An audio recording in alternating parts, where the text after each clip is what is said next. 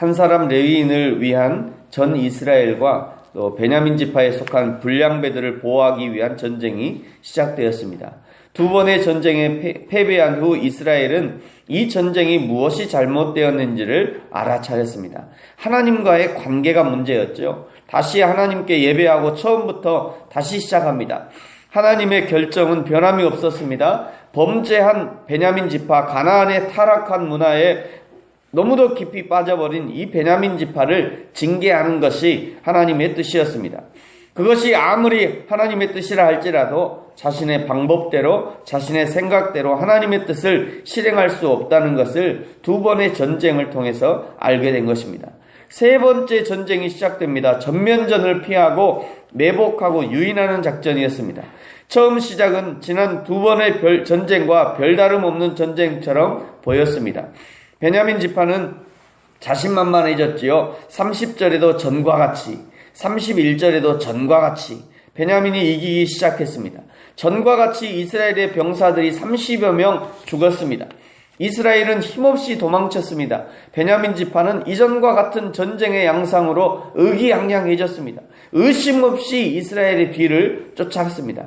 그러나 전쟁의 양상이 한순간에 변했습니다. 큰 길까지 쫓아간 베냐민 군대와 그리고 거기서 매복하던 이스라엘의 군대가 한순간에 전세가 역전된 것입니다. 매복하고 있던 이스라엘 군대가 쏟아져 나왔지요. 한순간에 베냐민 지파 2만 5천 명이 죽임을 당했습니다. 오늘 35절 같이 한번 읽겠습니다. 시작. 여호와께서 이스라엘 앞에서 베냐민을 치심에 당일에 이스라엘 자손이 베냐민 사람 2만 5천 다 칼을 빼는 자였더라. 아멘. 베냐민 사람 2만 5천 100명을 죽였으니 다 칼을 빼는 자였더라. 성읍은 불에 탄 잿더미가 되어버렸고 베냐민의 장정 2만 5천 명이 하루아침에 몰살당한 거예요. 20장 15절에 보시면요, 베냐민 지파가 이 전쟁을 위해서 2만 6,700명이 전쟁을 임했다라고 기록되어 있습니다. 2만 6,700명. 그 중에 2만 5,100명이 죽었으니까 94%가 하루아침에 죽어버린 거예요. 전쟁에 예비한 94%가. 베냐민 지파는 생각했을 거예요. 이미 두 번이나 승리했으니 이것은 하나님이 우리 편이 되어주시는 증거다. 하나님께로부터 면죄부를 받은 것이냐 즐거워했을 거예요. 그러나 그것은 착각이었습니다. 전쟁의 양상은 한순간에 돌변했습니다. 사랑하는 성도 여러분, 기억하시기 바랍니다. 죄에 대한 회개 없이 문제의 해결은 없는 것입니다. 죄를 회개하지 않았는데 어제 큰 승리를 거두었다고 오늘 안심하면서 죄 가운데 앉아 있어서는 안 되는 것입니다. 그것은 마치 핀 숯불 위에 자리를 펴는 것과 같은 것입니다. 속은 아직 이글거리지만 겉은 까만 숯불과 같이 숯불 위에 자리를 펴는 것은 미련한 것이지요. 어제의 승리는 오히려 오늘 회개할 기회를 잃게 하는 더 큰 패배를 불러올 뿐인 것입니다. 그럴 거면 차라리 패배하는 것이 낫지요. 차라리 패배가 우리를 더욱 겸손하게 만드는 것입니다. 차라리 패배가 하나님의 은혜를 붙들게 만드는 것이에요. 승리에 도취해서 하나님을 잊어버리는 것보다 차라리 패배가 연속되어서 하나님의 은혜를 구하고 하나님의 은혜를 붙들 수만 있다면 그것이 축복인 것이죠. 사랑하는 성도 여러분, 오늘 하나님의 은혜 가운데 있습니까? 계속해서 하나님의 은혜를 붙드시기 바랍니다. 오늘 실패와 좌절과 고통 가운데 있습니까? 더욱 주님의 십자가, 주님의 은혜를 붙드시고 의지하시는 저와 여러분이 되기를 축복합니다. 36절부터 이제 48절까지는요, 이스라엘과 베냐민의 이 세 번째 전쟁을 조금 더 구체적으로 기술한 내용입니다. 이스라엘의 역습 상황을 좀 더 자세하게 알려주고 있는 것이죠. 그 중에 42절은요, 이스라엘이 베냐민 족속을 진멸했다라고 기록하고 있습니다. 우리 42절 같이 한번 읽겠습니다. 시작. 이스라엘 사람 앞에서 몸을 돌려 광야 길로 행하였으나 군사가 급히 추격하며 각 성읍에서 나온 자를 그 가운데에서 진멸하니라. 아멘. 광야길로 향하였으나 이스라엘 사람 앞에서 몸을 돌려 광야길로, 그 광야로 도망갔다는 거죠. 광야를 한번 도망가면요, 사람을 찾을 수가 없더라고요. 제가 그 이집트에 그 단기 선교 갔을 때 광야를 일주일간 이게 뭐라 그래, 순방했다고 그러나요? 일주일 동안 돌아다니면서 봤는데요. 이스라엘도 그렇고 이집트도 그렇고 산에 나무가 없어요. 풀 한 포기도 없어요. 산에 있는 것은 순전히 바위밖에 없더라고요. 그래서 처음에 우리 찬송가에도 메마른 땅을 종일 걸어가도 이 찬에 있잖아요. 그거 보면 큰 바위에 숨기시고 이런 단어가 있잖아요. 큰 바위에 숨기시고. 우리야 산에 가면 뭐 바위라 해봤자 한두 개 있으니까 그 바위에 숨어봤자 금방 밝히는데, 너무 바위가 많으니까 진짜 바위 틈으로 쑥 들어가잖아요.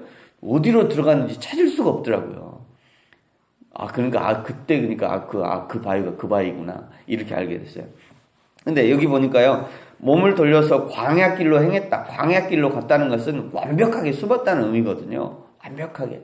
광야에서 흩어지면 아무도 찾을 수 없어요. 그런데 그 가운데 찾아가서 진멸한 거죠. 그 가운데 말이죠. 여러분, 이것은 참으로 무서운 일인 것입니다. 이 진멸이라는 단어는요, 일종의 헤렘이라고 할 수 있는데요. 이 헤렘은 죽음을 의미하는 것입니다. 헤렘이라는 것은 죽음을 의미하는 건데요. 이 헤렘에는 두 가지 의미가 있습니다.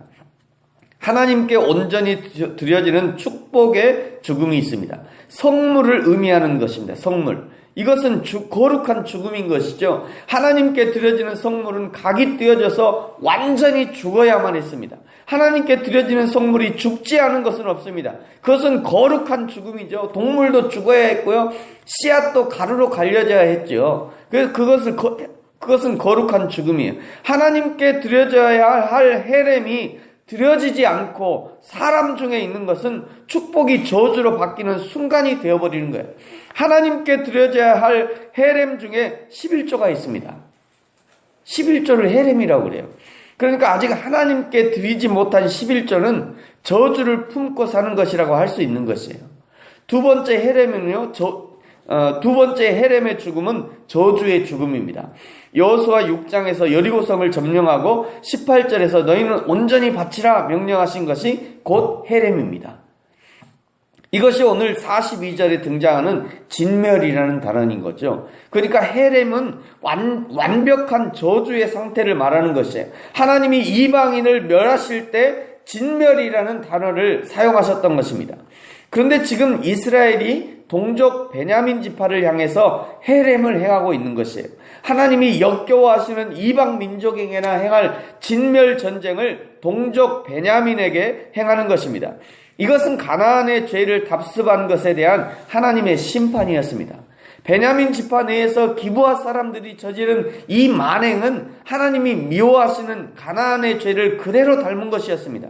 공의로우신 하나님은 자기 백성일지라도 그 지은 죄를 가려내어서 철저하게 심판하시는 것이죠.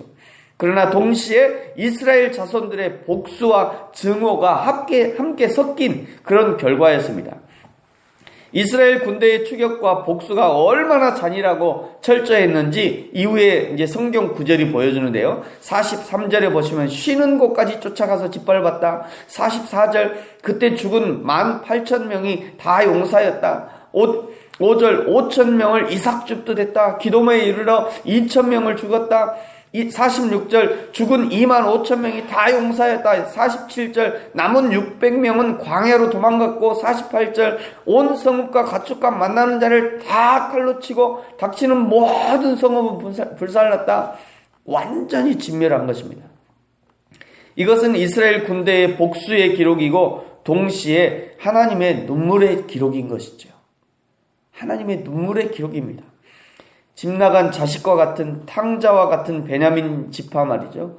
그 한 사람 한 사람에 대한 하나님의 마음의 기록인 것이에요. 하나님이 일일이 세신 것이죠. 내 자식이 몇 명 죽었는지 거기다 세신 겁니다.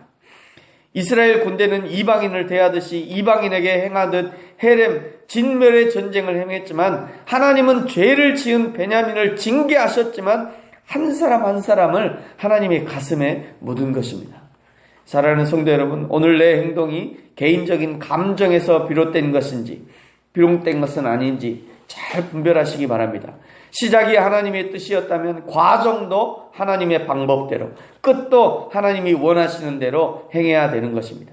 그래야 저와 여러분의 삶 가운데 온전한 하나님의 뜻이 이루어지는 오늘 하루가 우리의 인생이 되어지기를 예수님의 이름으로 축복합니다. 기도하겠습니다.